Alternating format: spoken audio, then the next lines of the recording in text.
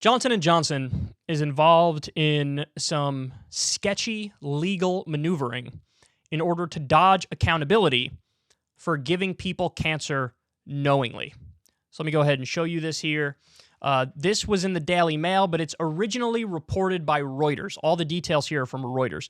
Johnson & Johnson tried to worm its way out of paying $3.5 billion to victims of cancer-causing baby talc by forming a new company and declaring bankruptcy, and then tried to gag journalists from reporting it. Jesus. J&J secretly launched Project Plato last year to shift liability from about 38,000 pending baby powder talc lawsuits to a newly created subsidiary. The subsidiary company, LTL, was then put into bankruptcy in October in order for J&J to limit its financial exposure to the lawsuits. Company said it placed LTL into bankruptcy to settle those claims rather than litigating them individually. J&J and claims doing so was legitimate. The claims allege J&J's talc-based products contained asbestos and caused mesothelioma and ovarian cancer. J&J maintains that its consumer talc products are safe and have been confirmed to be asbestos-free. Talc plaintiff committees argue J&J should not be permitted to use bankruptcy to address the talc litigation, and that is deprived claimants of their day in court. U.S. judge has been asked to weigh whether bankruptcy was filed in bad faith. Johnson then tried to get a U.S. judge to block Reuters from publishing a story based on what it said were confidential company documents. So, that is downright evil. Johnson & Johnson is valued at more than $450 billion, and they had about $31 billion in cash and marketable securities on hand at the end of the last quarter. That's a lot of money. Before the filing, the company faced costs from $3.5 billion in verdicts and settlements, including one in which 22 women were awarded a judgment of more than $2 billion, according to bankruptcy court records. Now Johnson & Johnson proposes to give the subsidiary in bankruptcy $2 billion to put into a trust to compensate all 38,000 current plaintiffs, as well as all future claimants. So do you understand what they're trying to do here? Do you understand what they're trying to do?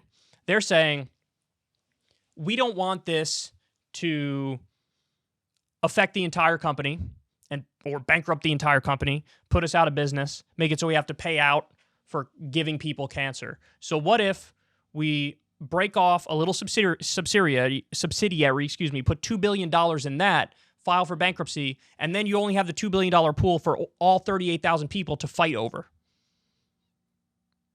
That's what they're trying to do here.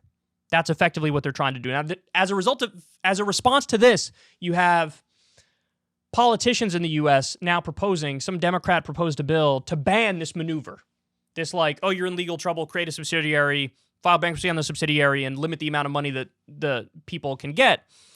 They're now trying to change that law to make it illegal. It's kind of crazy it isn't already illegal.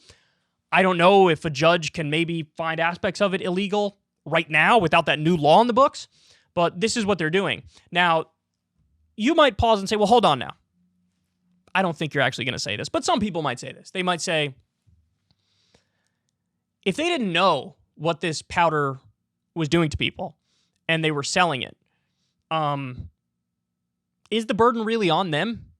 They thought it was safe, they thought it was effective, they were selling it, people were using it, and then, we learned, God, this actually makes people sick. They changed the formula right after that. Are they really liable? Are they really responsible? I mean, what if it just totally puts them out of business? And all because of some sort of mistake? Well, now they have to go under.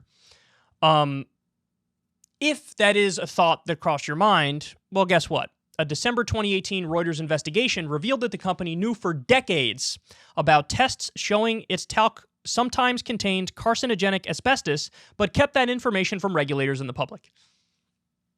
So in other words, that's not what actually happened. Was not whoopsie, we didn't know that this was the case. What happened was, yeah, we know it, but www.shutty.com, because we don't want to cause a panic and we want to keep selling it because we're making money.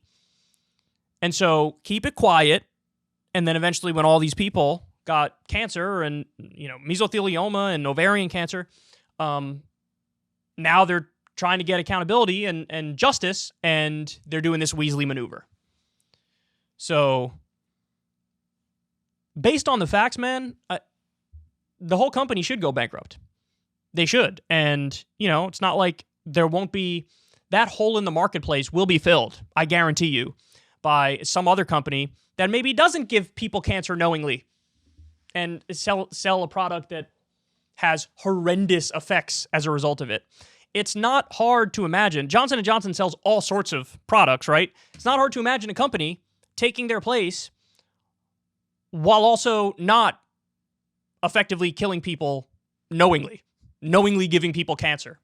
And, what this shows is Johnson & Johnson doesn't care about the impact of their products, and they care more about the profit motive. Now, a fair response is, well, hey, if we have this profit motive in place, maybe any company in Johnson & Johnson's position would have done the same thing. I hope that's not true. That might be true. And if that is true, well, that says something about the profit motive now, doesn't it? That says something about American capitalism now, doesn't it? So, it's just a stunning story because the corporate malfeasance, the crimes are just so obvious and stark and right in front of your face. And as we've seen time and time again, if you're an individual who commits a crime, like let's say you're a person who robs a convenience store or something, the whole weight of the state gets, dropped on your head, and you get really held accountable, and it's a really punitive approach to people who do that. But if you are a legal entity called a corporation and you commit crimes, sometimes you end up paying like a little fine, a little slap on the wrist, and that fine doesn't even equal the amount of money you made in profits for selling a defective product or a product that gives people cancer or whatever. And we've seen it with Goldman Sachs. They obviously didn't give people cancer, but they sold people these financial packages that they said were going to make them wealthy, and then they turned around and bet on those same packages to fail. So they were just committing fraud. And they get away with it. They get a little slap on the wrist, and then everybody moves on, and they can continue to commit crimes knowing it's going to be profitable no matter what. Well, similar thing here with Johnson & Johnson. They're going to be able to worm their way out of accountability and go along their merry way. You wonder why people are so distrustful of, the authorities, the officials. It's like, well, this is a lot of what happens in the world, isn't it? And that skepticism is well-earned, and people should not let it go. Hey, y'all, do me a favor and like and subscribe. It helps out big time in the algorithm. Click the bell as well for notifications when videos drop, and watch that video on screen right now. You know you want to.